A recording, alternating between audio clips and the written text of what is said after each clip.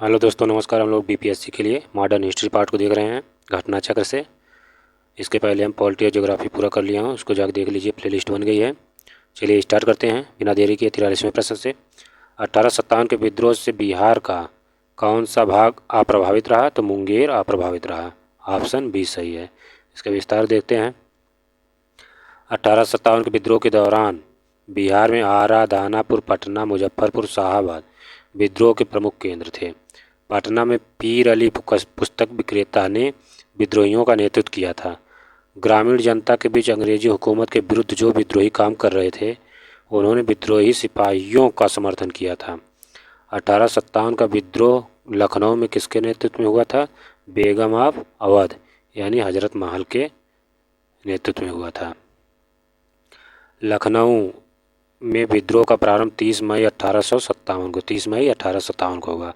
यहाँ विद्रोह का नेतृत्व बेगम हजरत महल ने किया और अपने अल्पवयस्क पुत्र विरजिस कादिर को नवाब घोषित किया। मार्च 1858 में कैम्पबेल ने यहाँ के विद्रोह को समाप्त कर लखनऊ पर पुनः कब्जा कर लिया, जबकि बेगम हजरत महल ने आत्मसमर्पण करने से इनकार कर दिया और नेपाल चली गईं। 1857 का विद्रोह मुख्यतः किस कारण से असफल रहा? किसी सामान्य योजना और केंद्रीय संगठन की कमी से। इसके कोई निश्चित संगठन नहीं बने थे, इसलिए यह असफल हो गया। इसके विस्तार देखते हैं। 1857 की विद्रोह की असफलता का मुख्य कारण किसी सामान्य योजना एवं केंद्रीय संगठन की कमी थी। विद्रोहियों के नेताओं में कोई संगठन की भावना देखने में नहीं आई। 82 वर्षीय बहादुर शाह जफर कमज़ोर था, उसके द्वारा विभिन्न सरदारों का आह्वान करना काफ़ी नहीं था।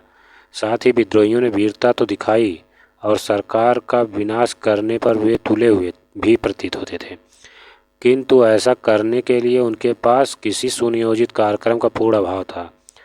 उनमें अनुशासन की कमी भी थी। कभी कभी तो वे अनुशासित सेना के बजाय दंगाई भीड़ की तरह व्यवहार करते थे। विदेशी शासन के प्रति एक साझी घृणा को छोड़कर कोई संबंध सूत्र नेताओं के बीच नहीं था। किसी क्षेत्र विशेष से ब्रिटिश सत्ता को उखाड़ फेंकने के बाद उन्हें पता भी नहीं होता था कि उसकी जगह किस प्रकार की राजनीतिक सत्ता या संस्थाएं स्थापित की जाएं। उनके पास एक भविष्योन्मुख कार्यक्रम, सुसंगत विचारधारा, राजनीतिक परिप्रेक्ष्य या भावी समाज और अर्थव्यवस्था के प्रति एक स्पष्ट दृष्टिकोण का अभाव था। कथन का 1857 में प्रथम स्वतंत्रता संग्राम ब्रिटिश सरकार से स्वतंत्रता प्राप्त करने में असफल रहा। ऑप्शन का कारण का बहादुर शाह जफर के नेतृत्व को जन सहयोग नहीं मिला था और अधिकांश महत्वपूर्ण रियासतों के शासक उनका साथ देने से कतरा रहे थे। तो इस प्रश्न का उत्तर हो जाएगा ये। का और खा दोनों, कारण और कथन दोनों सही हैं और स्पष्टीकरण भी है सही। 1857 के विद्रोह का स्वरूप मुख्यतः सामंतवादी था, जिसमें कुछ राष्ट्रवाद के तत्व विद्यमान थे। अवध तथा रुहेलखंड के तथा अन्य उत्तरी भारत के सामंतवादी तत्वों ने विद्रोह का नेतृत्व किया और दूसरी ओर अन्य सामंतवादी तत्वों यथा पटियाला, जिंद, ग्वालियर और हैदराबाद के राजाओं ने इस विद्रोह का दमन करने में सहायता की। संकट के समय कैनिंग ने कहा था, यदि सिंधिया भी विद्रोह में शामिल हो जाएं तो मुझे कल ही बिस्तर गोल करना होगा। महारानी विक्टोरिया ने भारतीय प्रशासन को ब्रिटिश ताज के नियंत्रण में लेने की घोषणा कब की थी? 1 नवंबर 1858 को। 1857 की क्रांति के दमन के बाद 1 नवंबर 1858 को महारानी विक्टोरिया ने भारतीय प्रशासन को ब्रिटिश ताज के नियंत्रण में लेने की घोषणा की। इस घोषणा के बाद भारत में कंपनी के शासन को समाप्त कर भारत को सीधे ब्रिटिश क्राउन के अधीन कर दिया गया। एक भारत मंत्री और या सचिव तथा 15 सदस्यों वाली इंडियन काउंसिल की स्थापना की गई। तत्कालीन गवर्नर जनरल लॉर्ड कैनिंग को ही भारत का प्रथम वायसराय बनाया गया। 1857 के विद्रोह के बाद ब्रिटिश सरकार ने सिपाहियों का इन प्रांतों से चयन किया था, तो गोरखा, सिख और पंजाबी उत्तर प्रांत से। 1857 के विद्रोह के बाद ब्रिटिश सरकार ने विद्रोहियों का चयन गोरखा, सिख, पंजाब के उत्तर प्रांत से किया। 1857 के विद्रोह को भड़काने में उत्तर प्रदेश एवं बिहार के सैनिकों ने महत्वपूर्ण भूमिका निभाई थी, इसलिए ब्रिटिश सरकार ने इन्हें संदेह की दृष्टि से देखती थी। विद्रोह के समय बंगाल सेना के 60% सैनिक अवध तथा उत्तर पश्चिमी यूपी प्रांत के थे। विद्रोह के लिए भारतीय सेना उत्तरदायी थी। इसी कारण 1 नवंबर 1858 को महारानी विक्टोरिया के घोषणा पत्र के अंतर्गत सेना का पुनर्गठन किया गया, जो विभाजन और प्रतिलोभन की नीति पर आधारित थी। निम्नलिखित में से किसने 1857 के विद्रोह को एक षड्यंत्र की संज्ञा दी? तो जेम्स आउट्रम और डब्ल्यू टेलर ने। जेम्स आउट्रम और डब्ल्यू टेलर ने 1857 के विद्रोह को हिंदू मुस्लिम षड्यंत्र का परिणाम बताया। आउट्रम का विचार था कि यह मुस्लिम षड्यंत्र था जिसमें हिंदू शिकायतों का लाभ उठाया जाए। जॉन लॉरेंस और सिले के अनुसार वह केवल सैनिक विद्रोह था। कभी कभी कथन पूछ लेता है। सर जॉन सिले के अनुसार 1857 का विद्रोह एक पूर्णतया देशभक्त रहित और स्वार्थी सैनिक विद्रोह था, जिसमें न कोई स्थानीय नेतृत्व ही था, न ही इसे सर्वसाधारण का समर्थन प्राप्त था। उसके अनुसार यह एक संस्थापित सरकार के विरुद्ध भारतीय सेना का विद्रोह था।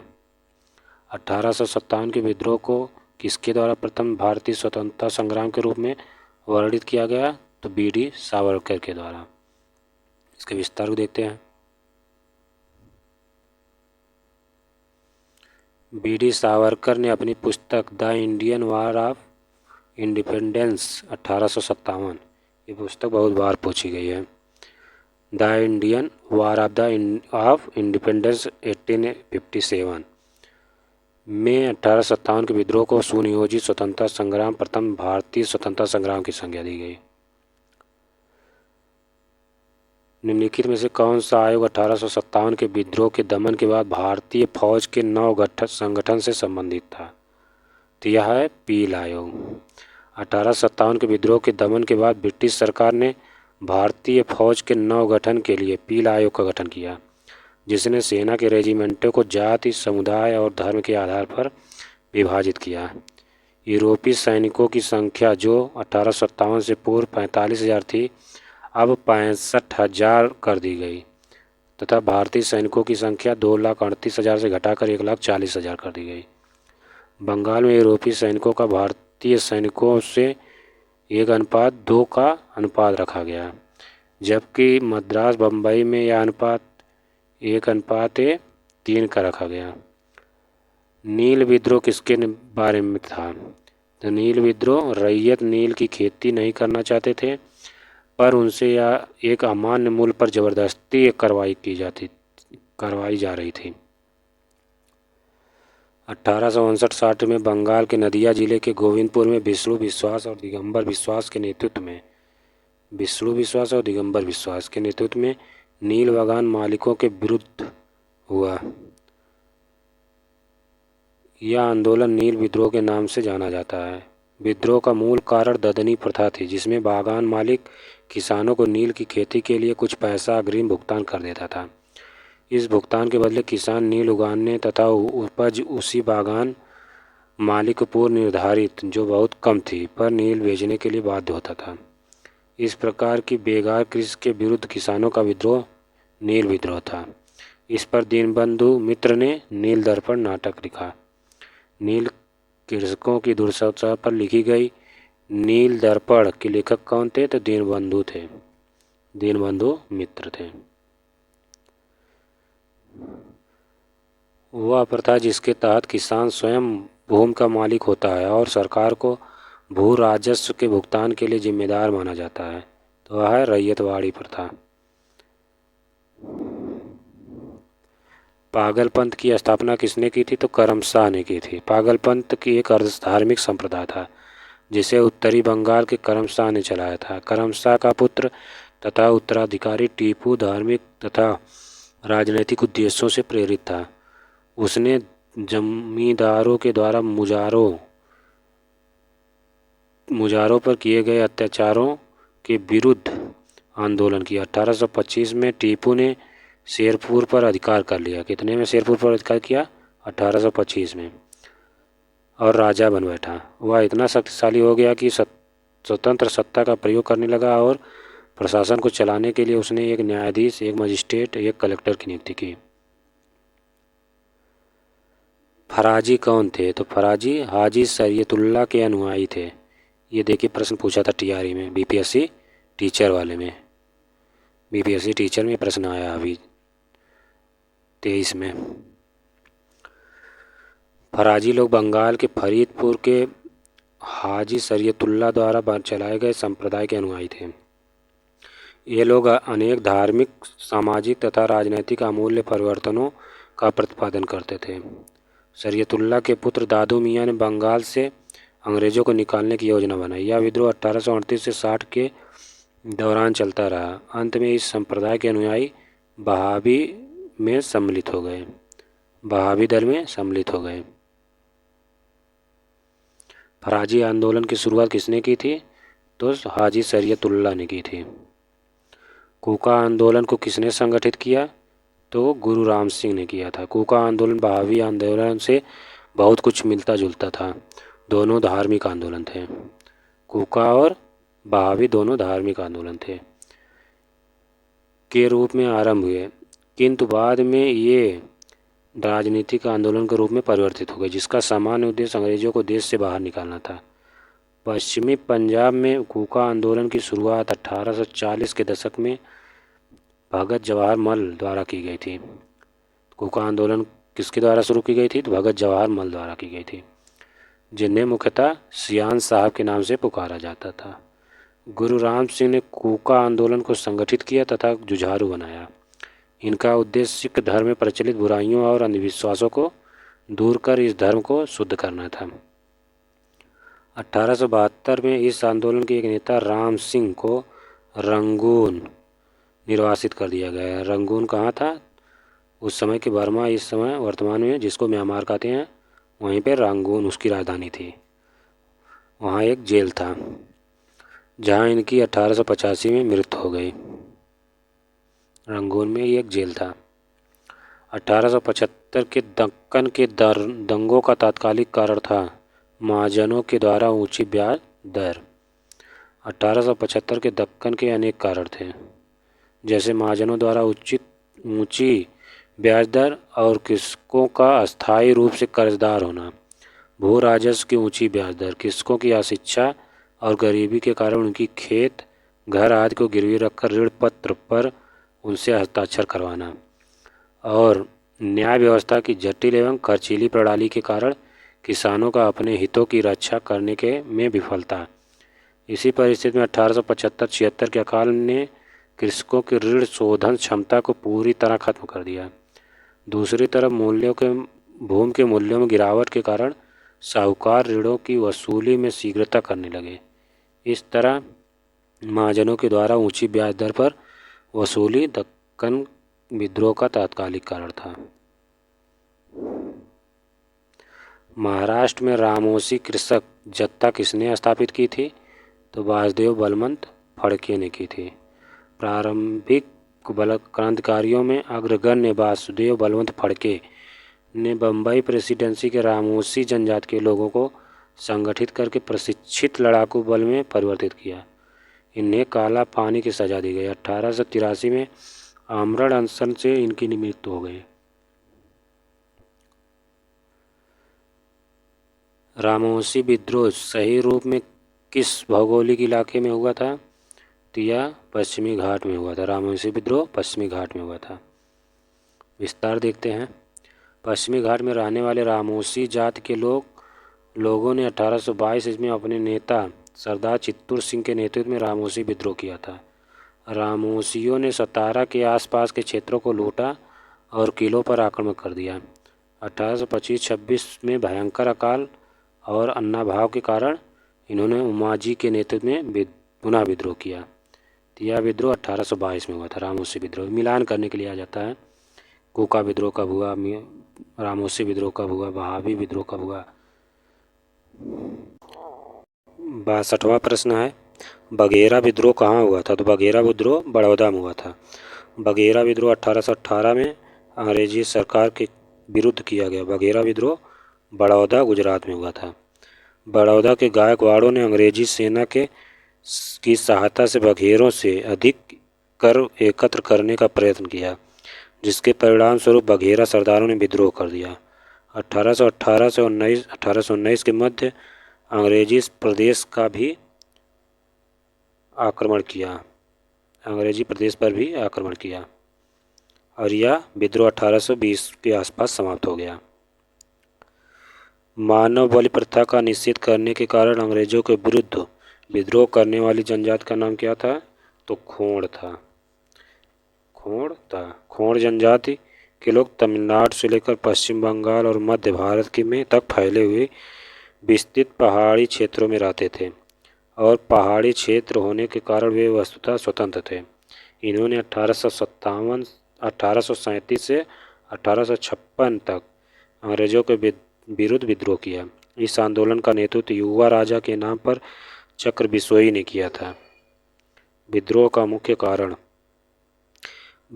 मुख्य कारण ब्रिटिश सरकार द्वारा मानव बलि को प्रतिबंधित करने के प्रयास, अंग्रेजों द्वारा नए करों का करारोपण और अनेक क्षेत्रों में जमींदारों साहूकारों के प्रवेश से संबंधित थे, जिसके कारण आदिवासियों को अनेक कष्टों का सामना करना पड़ा। अंग्रेजों ने एक मरीहा एजेंसी गठित की, जिसके विरुद्ध खोड़ों ने विद्रोह किया और 1855 में चक्र बिसोई लुप्त हो गया, जिसके बाद यह आंदोलन समाप्त हो गया। छोटा नागपुर जनजाति विद्रोह कब हुआ था? छोटा नागपुर जनजाति विद्रोह 1831-32 में हुआ था। 1831-32 में छोटा नागपुर में तो कई विद्रोह हुए थे। कोल, संथाल, मुंडा ये इसी बेल्ट में आते थे, छोटा नागपुर में ही। तो इसमें ऑप्शन कोई टिक करने योग्य नहीं है। चलिए विस्तार देखते हैं। छोटा नागपुर जनजाति विद्रोह के नाम से कोई विद्रोह नहीं हुआ था, फिर भी इस क्षेत्र में हुए विद्रोहों की एक लंबी श्रृंखला, जिसे अलग अलग नामों से जाना जाता है। दिए गए विकल्प में कोई भी तिथि किसी भी विद्रोह का सही समय नहीं है। इस क्षेत्र में हुआ कोल विद्रोह 1831-32 में, संथाल विद्रोह 55-56 में, मुंडा विद्रोह 1899 में हुआ। 1855 ईस्वी में संथालों ने किस अंग्रेज कमांडर को हराया था? तो मेजर बारो के। संथालों ने, ये बहुत इंपॉर्टेंट प्रश्न है। 1855 में संथालों ने किस कमांडर को हराया था? तो मेजर बारो अंग्रेज कमांडर को हराया था। 1855 में संथालों ने भागलपुर क्षेत्र के भोगनाडीह तालुके में विद्रोह कर दिया था। इन्होंने एक साथ पुलिस और दिकुओं पर आक्रमण किए थे। दिकू उन्हें कहते थे जो बाहरी लोग थे, बाहर से आए थे, जिसका नेतृत्व सिद्धो कान्हो, चांद और भैरव ने किया था। संथाल विद्रोह का नेतृत्व सिद्धो कान्हो, चांद, भैरव ने किया था। ये बहुत बार पूछा है, टीआरई में टीचर वाले में बहुत बार आया था, जीएस वाले पार्ट में भी पूछा था। सिद्धो कान्हो, चांद, भैरव ने किया था संथाल विद्रोह का नेतृत्व। संथाल विद्रोह को दबाने के लिए मेजर बारो के नेतृत्व में एक सेना भेजी गई, जिसे पीर पैंती के युद्ध में संथालों ने हरा दिया। 1855 में संथाल विद्रोह का नेतृत्व किसने किया था? तो सिद्धो कान्हो, चांद, भैरव। तो ऑप्शन में सिद्धो कान्हो है, तो ये सही है। चलिए अगले प्रश्न चलते हैं। मुंडाओं ने विद्रोह खड़ा किया, तो यह 1895 में मुंडा विद्रोह चालू हुआ था। मुंडा आदिवासियों का विद्रोह 1899-1900 के बीच हुआ। इसका नेतृत्व बिरसा मुंडा ने किया था। मुंडा जनजाति में सामूहिक खेती का प्रचलन था, लेकिन जमींदारों, ठेकेदारों, बनियों और सूदखोरों ने सामूहिक खेती की परंपरा पर हमला बोला। मुंडा सरदार 30 वर्ष तक सामूहिक खेती के लिए लड़ते रहे, किंतु विकल्प में निकटतम उत्तर 1895 दिया है। यही दिया था, टीआरई में भी, टीचर में भी आया था, तो 1895 ही ऑप्शन था, जिसको आयोग ने सही माना था। 1895 में बिरसा ने अपने आप को भगवान का दूत घोषित किया था। धरती आबा के नाम से बिरसा मुंडा को जाना जाता है। धरती आबा। उल गुलान विद्रोह किससे जुड़ा है? यह बिरसा मुंडा से जुड़ा है। मुंडा विद्रोह उल गुलान महान हलचल के नाम से जाना गया। यह विद्रोह इस अवधि का सर्वाधिक प्रसिद्ध आदिवासी विद्रोह था। मुंडों की पारस्परिक भूमि व्यवस्था खूंट कट्टी या मुंडारी का जमींदारी या व्यक्तिगत भूस्वामित्व वाली भूमि व्यवस्था में परिवर्तन के विरुद्ध मुंडा विद्रोह की शुरुआत हुई, लेकिन कालांतर में बिरसा ने उसे धार्मिक राजनीतिक आंदोलन का रूप दे दिया। मुंडा आदिवासियों का विद्रोह 1899 से 1900 के बीच हुआ। 1895 में बिरसा मुंडा ने अपने आप को भगवान का दूत घोषित किया और हजारों मुंडाओं का नेता बन गया। उसने कहा, दिकुओं यानी गैर आदिवासी जो बाहर से आए थे से हमारी लड़ाई होगी और उनके खून से ज़मीन इस तरह लाल होगी जैसे लाल झंडा। 1899 में क्रिसमस के पूर्व संध्या पर बिरसा ने मुंडा जाति का शासन स्थापित करने के लिए विद्रोह का ऐलान कर दिया। लगभग 6000 मुंडा तीर तलवार कुल्हाड़ी लेकर बिरसा के साथ हो लिए, लेकिन बिरसा मार्च 1900 के शुरू में गिरफ्तार कर लिया गया और जून में वह जेल में मर गया। विद्रोह को कुचल दिया गया। बिरसा मुंडा का कार्य क्षेत्र कौन सा है? तो बिरसा मुंडा का कार्य क्षेत्र रांची था। चलिए अगले प्रश्न चलते हैं, इसके विस्तार को कहाँ देखें। 1899 से 1900 के मुंडा क्रांति का नेता कौन था? तो बिरसा मुंडा था। बिरसा मुंडा थे। बिरसा मुंडा किसके पक्ष में थे? तो बिरसा मुंडा झारखंड के पक्ष में थे। बिरसा मुंडा झारखंड के पक्ष में थे। यद्यपि बिरसा मुंडा का आंदोलन असफल हो गया एवं झारखंड राज्य की स्थापना अधूरी रह गई। कालांतर में जब बिहार का विभाजन कर झारखंड राज्य की स्थापना की गई, तब बिरसा मुंडा को श्रद्धांजलि देने हेतु झारखंड राज्य की स्थापना बिरसा मुंडा के जन्म दिवस अर्थात 15 नवंबर के दिन की गई। 1831 में बुद्धो भगत के नेतृत्व में कोल विद्रोह किस क्षेत्र में हुआ था? तो कोल विद्रोह सिंहभूम क्षेत्र में हुआ था। सिंहभूम क्षेत्र में 1831 में बुद्धो भगत के नेतृत्व में कोल विद्रोह छोटा नागपुर क्षेत्र के सिंहभूम, पलामू, हजारीबाग, मानभूम क्षेत्र में हुआ था। इस विद्रोह का स्वरूप आर्थिक राजनीतिक था। इस विद्रोह के पनपने का सर्वप्रमुख कारण इन क्षेत्रों के जमींदारों द्वारा भूमि को अत्यधिक बढ़ाया जाना था। 1831 में भूमि कर बढ़ाया गया था। 1831 में बुद्धो भगत की मृत्यु के उपरांत इस विद्रोह का संचालन गंगा नारायण के द्वारा किया गया। यह विद्रोह रुक कर 1848 ईस्वी तक चलता रहा। अंततः ईस्ट इंडिया कंपनी द्वारा इस विद्रोह का दमन कर दिया गया। हौज विद्रोह हुआ था, तो हौज विद्रोह 1820-21 के दौरान हुआ था। हौज विद्रोह का केंद्र संथाल परगना था। किस स्थान पर आदिवासियों ने अंग्रेजों के खिलाफ विद्रोह किया था? तो अंग्रेजों के खिलाफ आदिवासियों ने पंजाब में भी किया था, बिहार में भी किया था। जो झारखंड में हुआ था मुंडा विद्रोह, तब बिहार में था। विपरीत में से एक से अधिक सही है। चलिए इसके विस्तार देखते हैं। छोटा नागपुर की हो मुंडा जनजातियों ने 1820-22 तथा 1831 में ब्रिटिश सेनाओं को चुनौती दी थी। इस क्षेत्र में इस कारण 1837 तक अशांति व्याप्त रही। सिंध के जनजातियों ने भी लगातार अंग्रेजों के विरुद्ध विद्रोह किया था। इनमें से किसने अंग्रेजी ईस्ट इंडिया कंपनी के कंट्रोल के खिलाफ बगावत की थी? तो हैदराबाद के निजाम ने की थी। हैदराबाद के निजाम को छोड़कर उपर्युक्त सभी विजयनगर के राजा, तमिलनाडु के पोलिगार, त्रावणकोर के दीवान वेलुथम्पी ने ब्रिटिश ईस्ट इंडिया कंपनी के नियंत्रण के खिलाफ विद्रोह किया था। हैदराबाद के निजाम को छोड़कर।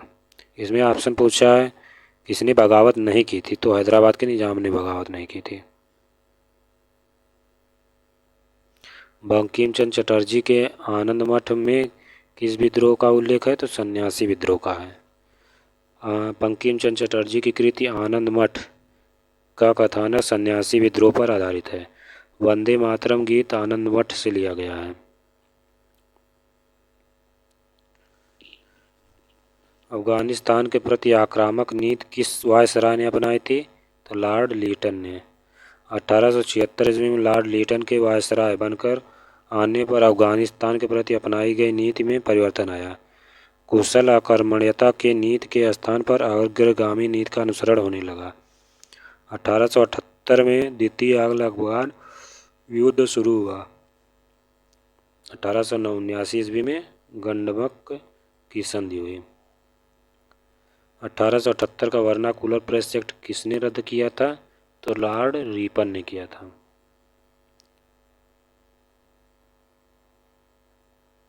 लॉर्ड रिपन ने 1882 में वर्नाकुलर प्रेस एक्ट को रद्द कर दिया। भारतीय भाषाओं के समाचार पत्रों को अंग्रेजी भाषा समाचार पत्रों के समान ये स्वतंत्रता दे दी। ज्ञातव्य है कि वर्नाकुलर प्रेस एक्ट 1878 में लॉर्ड लीटन के कार्यकाल में पारित हुआ था। किसके कार्यकाल में? लॉर्ड लीटन के कार्यकाल में। और लीटन का कार्यकाल 1876 से 1880 तक था। इस अधिनियम को मुंहबंद करने वाला अधिनियम कहा गया। इस अधिनियम का सबसे घिनौना पक्ष यह था कि इसके अनुसार देसी भाषा तथा अंग्रेजी भाषा समाचार पत्रों में भेदभाव किया गया था और इसमें अपराधी को अपील करने का अधिकार नहीं था। इस एक्ट द्वारा जिला मजिस्ट्रेट को यह अधिकार दिया गया था कि वह किसी भी भारतीय भाषा के समाचार पत्र में से बॉन्ड पेपर पर हस्ताक्षर करवा ले, जिससे कि वह कोई भी ऐसी सामग्री नहीं छापेगा जो सरकार के विरोध में हो। कानून का विरोध करने वाले मुद्रणालयों की जमानत को मजिस्ट्रेट रद्द कर सकता था। इस अधिनियम के अधीन सोम प्रकाश, भारत मिहिर, ढाका प्रकाश, सहचर अनेक अन्य समाचार पत्रों के विरुद्ध मामले में दर्ज किए गए।